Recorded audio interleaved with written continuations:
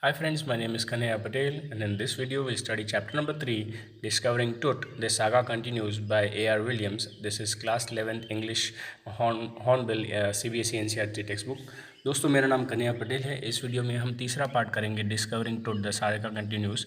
उसके ऑथर है A.R. Williams. ये 11वीं कक्षा की hornbill CBSE NCERT text book में से है।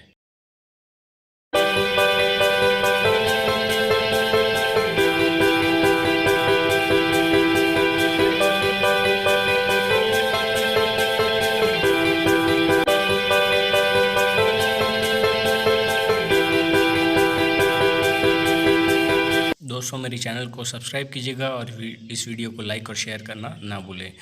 Friends, see to it that you subscribe to my channel and like and share this video. Friends, as this chapter suggests, Discovering Tut, the saga continues. This is about a king who died in his teen, around the age of 18 or 19 or between 13 to 19. And he was an Egyptian king and his death was a mystery. How his death happen no one knows. तो ये chapter टुट नाम के एक राजा का है जो Egyptian राजा थे। ये 13 साल से 19 साल या 18-19 साल की उम्र में उनकी मृत्यु हो गई थी। उनकी मृत्यु कैसी हुई और उसके बाद भी आगे डिस्कवरी कैसे चली, उसी के बारे में ये चैप्टर है। ये एक इंटरेस्टिंग चैप्टर है और मैं इसको स्टोरी के माध्यम से आपको समझाने की कोशिश करूँगा। आशा करता हूँ कि आपको टेक्स्ट बुक भी रेफ़र नहीं करनी पड़ेगी इस चैप्टर को सुनने के बाद। He was just a teenager when he died. तो जब वो मरे वो एक टीन एजर थे, मतलब उनकी उम्र 13 से 19 साल के बीच में थी। The last heir of a powerful family that had rule Egypt and its empires for centuries. ये उनके पीढ़ी के आखिरी वंशज थे जिस पीढ़ी में जिस राजाओं ने इजिप्ट को सालों तक अपना शासन चलाया था। He was laid to rest laden with gold and eventually forgotten. आखिरी में उनको गोल्ड से उनके कॉफिन में भरा गया था और फिर उसके बाद उसको भूल गए थे। दोस्तों, हम जानते हैं कि इजिप्ट में ममीज़ की प्रथा है जिसमें ममीज़ बनाते हैं और फिर उनको दफना देते हैं। तो राजा टुट का भी मम्मी बना के फिर उनको दफना दिया गया था। Since the discovery of his tomb in 1922, the modern world had speculated about what happened to him, with the murder being the most expected possibility. तो 1922 में जब उनकी टूम मिली, जब उनका जो मम्मी मिला, तब से ये मॉडर्न वर्ल्ड ये सोच रहा है कि एग्जैक्टली उनकी डेथ हुई कैसे। हो सकता है कि मर्डर ही सबसे बड़ी पॉसिबिलिटी थी। Now, leaving the tomb for the first time in almost 80 years, टुट has undergone a CT scan. अब 80 साल के बाद जब उनकी टूम मिली, पहली बार ऐसा हुआ है कि उनकी पूरी बॉडी को, मम्मी को CT स्कैन कराया गया है। That offers new clues about his life and death, जो एग्जैक्टली नए क्लूज़ देते हैं उनके जीवन के बारे में और उनकी मृत्यु के बारे में भी।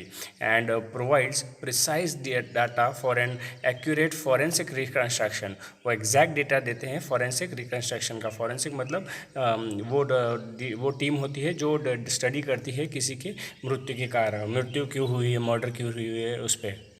Of the boyish pharaoh. Boyish pharaoh मतलब लड़के जैसा किंग, लड़के की उम्र जितना था। फारो का मतलब होता है king. An angry wind stirred up ghostly dust devils as King Tut was taken from his resting place in the ancient Egyptian cemetery known as the Valley of Kings. Bark-bellied clouds had scouted across the desert sky all day and now were veiling the stars in the cascade grey. तो यहाँ situation ऐसा हो गया कि king टूट के जो mummy को जब बाहर निकाल रहे हैं तो बाहर का क्लाइमेट एकदम गुस्से वाला हो रहा है, मतलब पूरा काला काला हो गया है, मिट्टी है वहाँ पे, ऐसा लग रहा है जैसे बाहर एकदम गुस्से में है climate. And the valley of Kings कहते हैं जिस जगह पे ये इजिप्शियन राजा को क्रिमेट किया जाता है, दफनाया जाता है, उसको वैली ऑफ किंग्स कहते हैं। ये इजिप्ट में जहाँ एग्जैक्टली सारे पिरामिड्स पाए जाते हैं उसको कहते हैं। And the dark bellied cloud मतलब ये काले घने बादल आ गए थे अक्रॉस दी कैस्केड ग्रे। ये कैस्केड भी पूरा काला काला दिख रहा था। स्कडेड अक्रॉस दी डेजर्ट, पूरे डेजर्ट में ये स्काई पूरा सा काला सा हो गया था। It was 6 PM on January 5, 2005। तो 6 PM 5 जनवरी 2005 की ये बात है।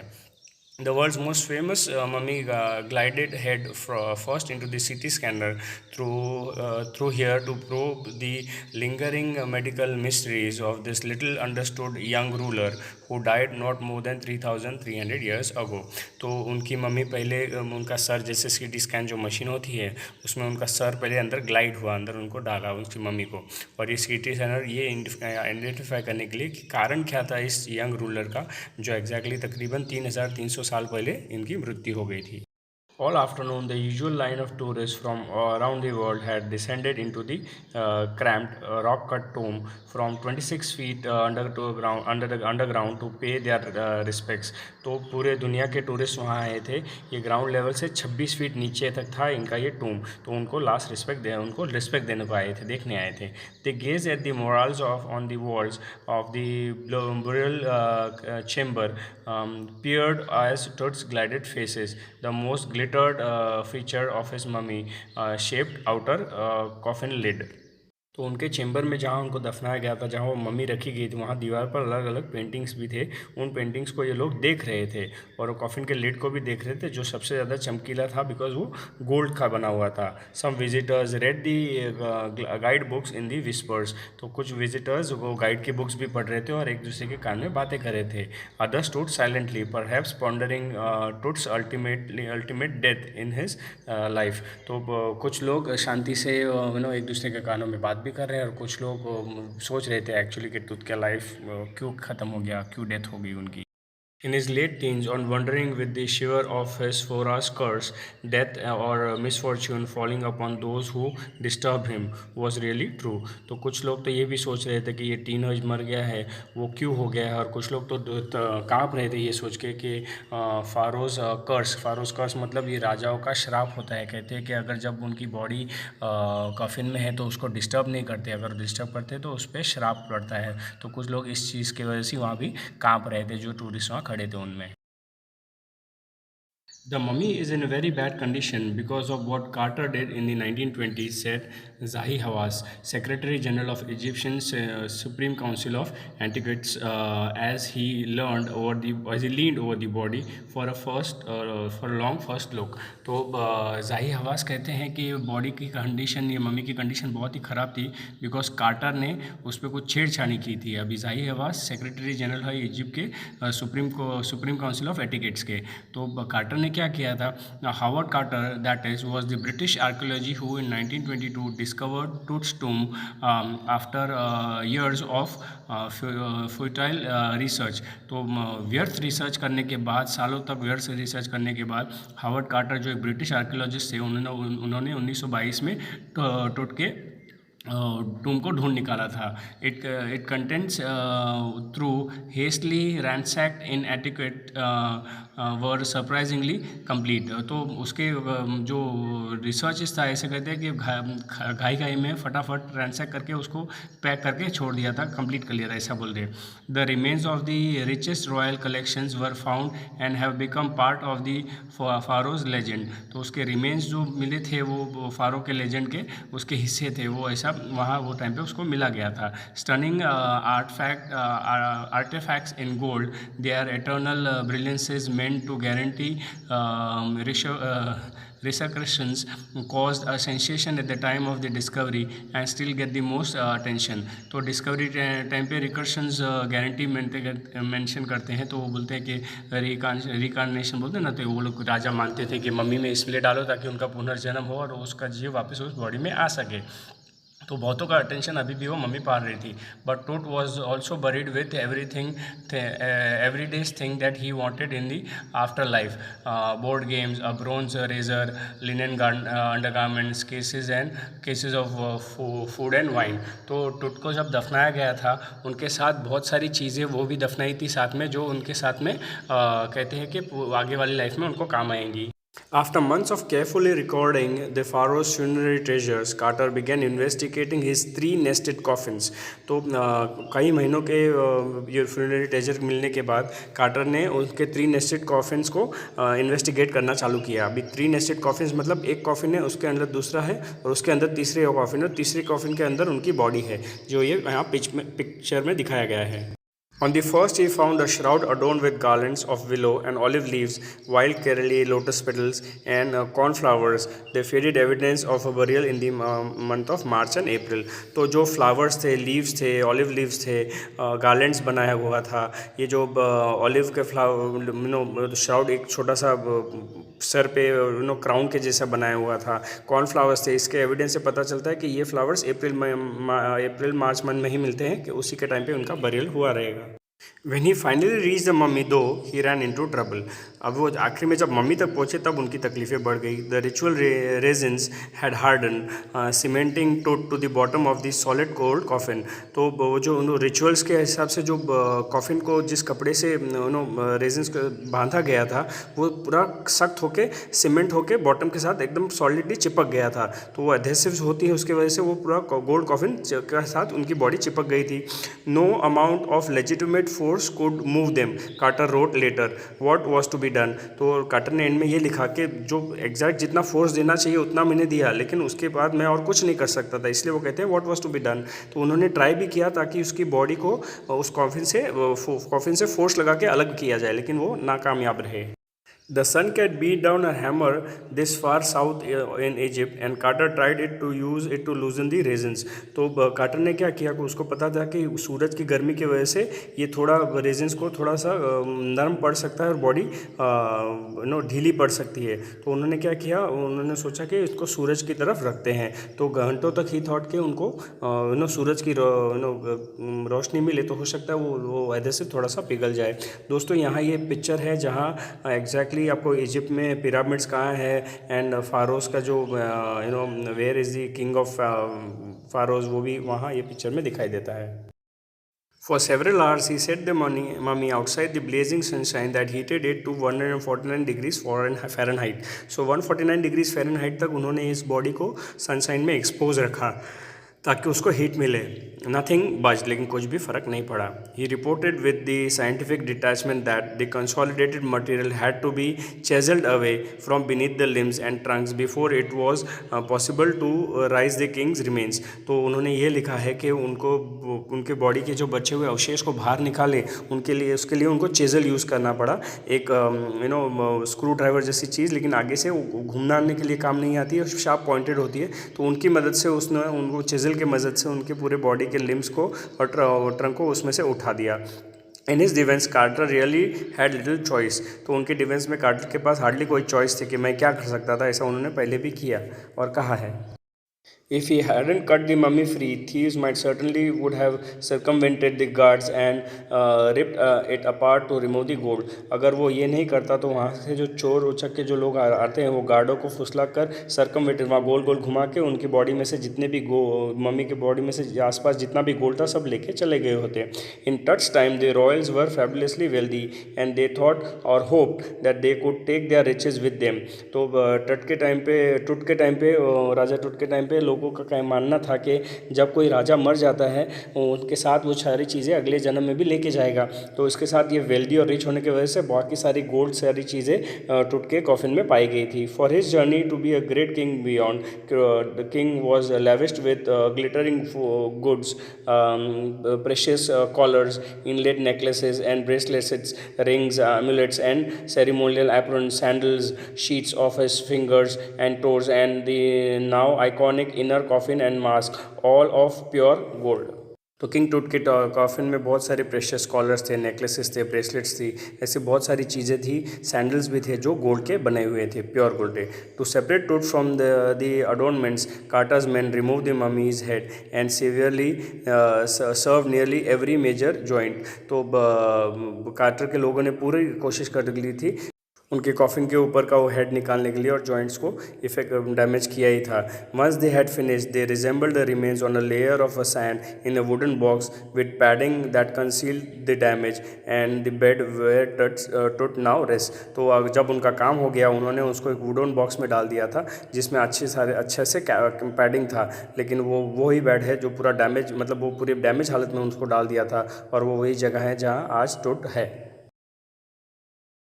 Archaeology has changed substantially in the intervening decades, focusing less on the treasures and more on the fascinating details of life and intriguing mysteries of death. तो archaeology में बहुत सारा बदलाव आया है. पहले वो चीज़ देखते थे कि ट्रेजर में और क्या क्या है, लेकिन आज ये डेथ, लाइफ और डेथ के मिस्ट्री सॉल्व करने में ज़्यादा इंपॉर्टेंस देते हैं. It also uses more sophisticated tools including medical technology के साथ साथ और बहुत सारे सोफिस्टिकेटेड औजार भी वो लोग यूज़ करते हैं. इन 1968, more than 40 years after Carter's discovery, an anatomy professor x-rayed the mummy and revealed a startling fact. Beneath the raisins, there the cakes his chest, this breastbone and the phone ribs were missing.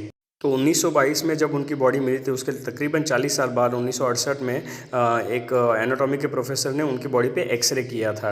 वो x ray में उनके पता चला कि उनके breast bone और rib caves पूरे missing थे. रिब केव्स मतलब पसली का बाद और छाती के जो बोन्स होते हैं वो सारे गायब थे, बॉडी में थे ही नहीं. Today diagnostic image can be done with computer tomography और सीटी, जिसको हम बोलते हैं, by which hundreds of X rays in cross sections are put together like slices of breads to create a 3-dimensional virtual body. तो 3-dimensional virtual body के लिए आज CT scan जो हम कहते हैं, कंप्यूटर टोमोग्राफी, उसके मदद से हंड्रेड्स ऑफ एक्सरेज उसके क्रॉस सेक्शन में जाते हैं ताकि एक 3D इमेज मिले. what more could be would a CT scan reveal of told than the X-ray. तो एक्सरे में और क्या बता सकता था CT scan. And could it answer two of the biggest questions still lingering about him: how he died and how old was he at the time when he died. तो ये दो क्वेश्चंस का तो जवाब नहीं दे सकते हैं कि वो कैसे मरा और जब मरे तो उनकी उम्र कितनी थी. तो king Tut's demise was a big event even the royal standards, even by the royal standards. तो किंग टुट का मरण एक बड़ा इवेंट था रॉयल स्टैंडर्ड के हिसाब से भी.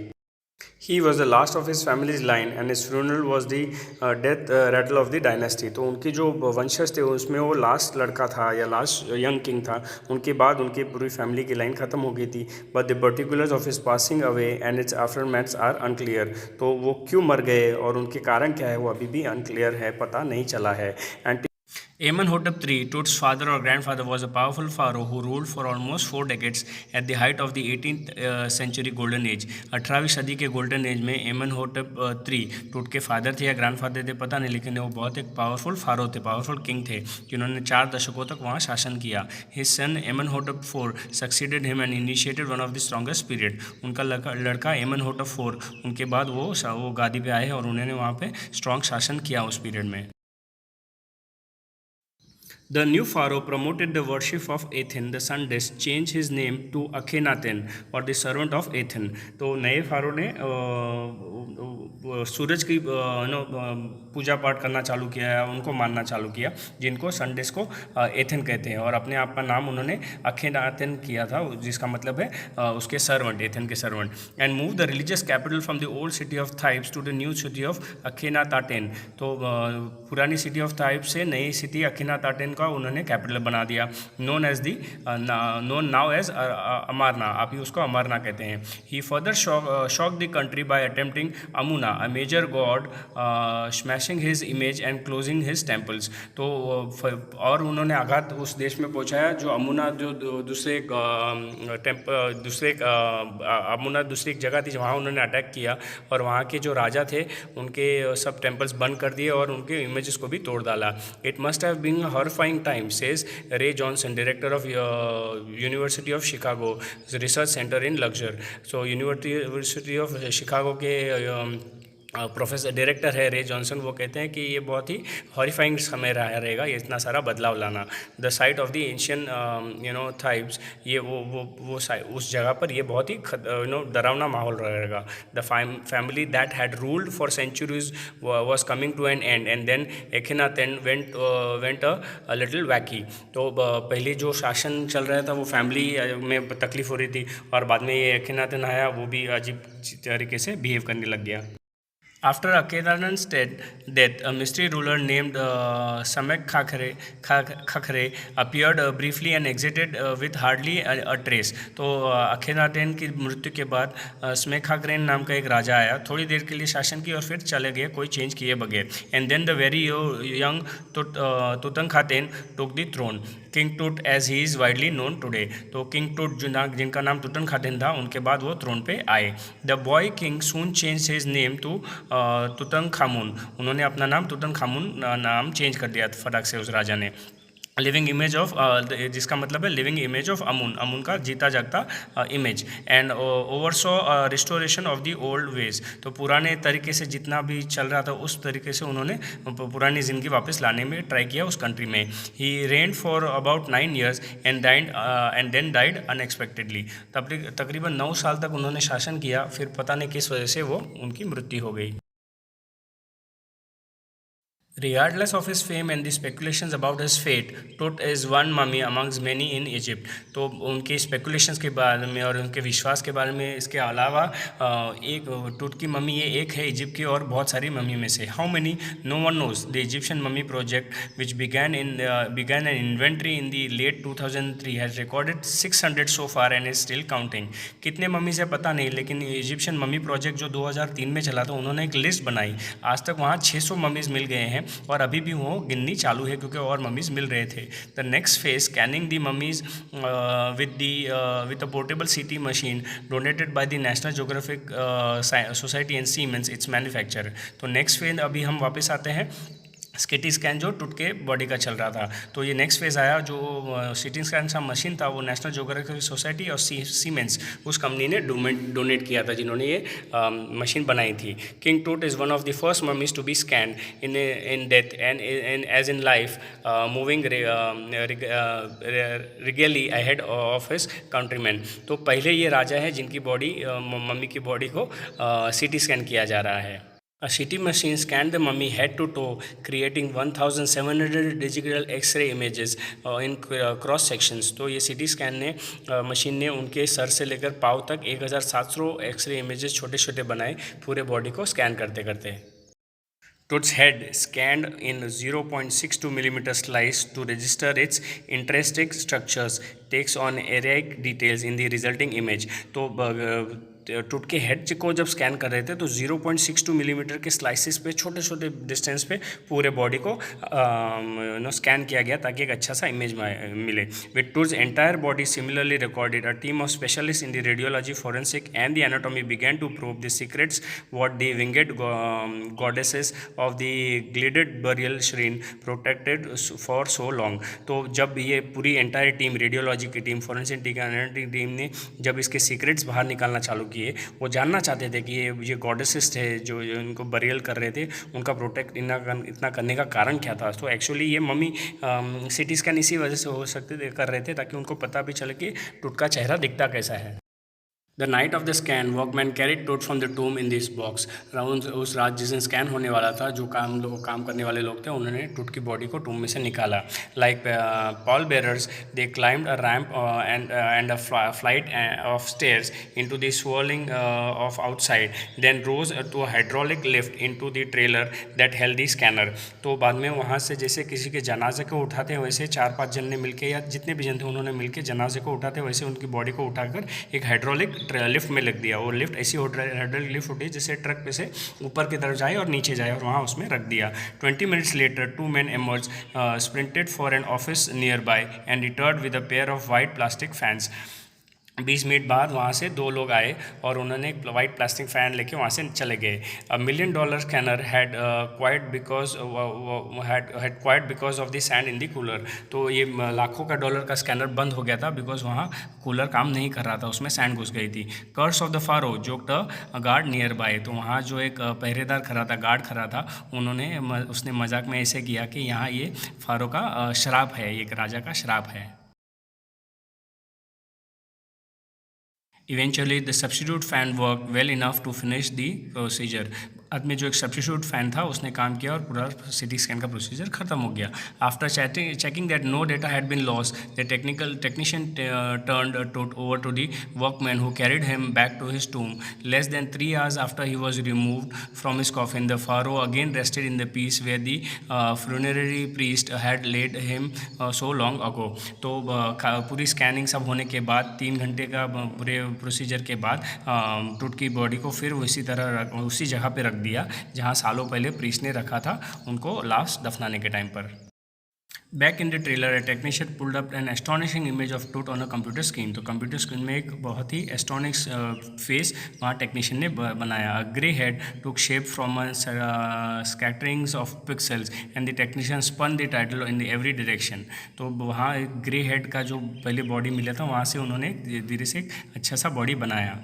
तो कहते हैं कि कंप्यूटर की मदद से स्कैन होकर ये इमेज वहाँ बनी थी.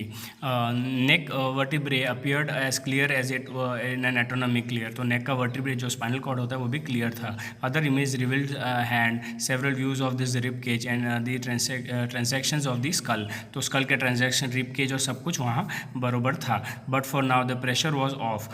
अब सारा प्रेशर चला गया था. Sitting back in his chair, Zahi Hawass smiled, visibly revealing that nothing had gone seriously wrong. तो जाही हवास भी वहाँ बैठे थे तो उन्होंने भी मुस्कुराया ये सोच के कि कुछ भी गलत हुआ नहीं है. कि शुरुआत में ऐसे लोगों को लगा था कि रिब केस मिसिंग था जो अभी नहीं था, जो वहाँ बॉडी में सीटी स्कैन में दिखाई दिया. I didn't sleep last night not for a second, he said. उन्होंने कहा कि मैं पूरी रात भर सोया नहीं एक सेकंड के लिए भी. I was worried but now I think I am going to I will go to sleep. तो वो कहते थे मैं चिंता पे था लगा, लेकिन अभी मुझे लगता है मैं जाके सोने वाला हूँ.